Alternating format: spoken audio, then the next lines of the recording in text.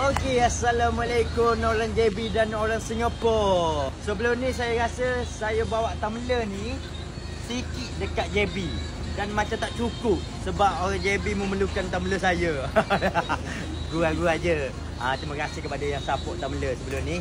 Jadi mungkin kali ni untuk orang JB dan orang Singapura, saya akan standbykan tumbler ni banyak and paper bag pun banyak, kad pun banyak. Sebab kita ada 3 jenis guys. Paper bag, tumbler and gelas ataupun kad. Okey. Jangan lupa support saya dekat sana nanti.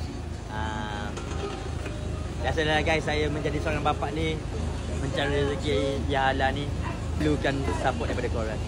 Jadi jangan risau pasal tumbler ke, pasal paper bag ke, pasal kad ke, kita dah standby banyak untuk orang JB dan Singapura. Apa yang penting sekarang ni, korang perlu support saya. Itu je. Okey. Dan macam biasa, siapa yang dah support boleh komen dekat video ni macam mana rasa, bagi feedback lah. So kurang-kurangnya saya dapat tahu saya macam mana, okey ke tak. Kalau ada yang tak okey, saya nak baiki macam tu. Jangan lupa komen. Kita jumpa dekat Airwalk Food Festival tarikh 27 hingga 30 bulan. Okey, jumpa anda di sana. Yomi, Assalamualaikum.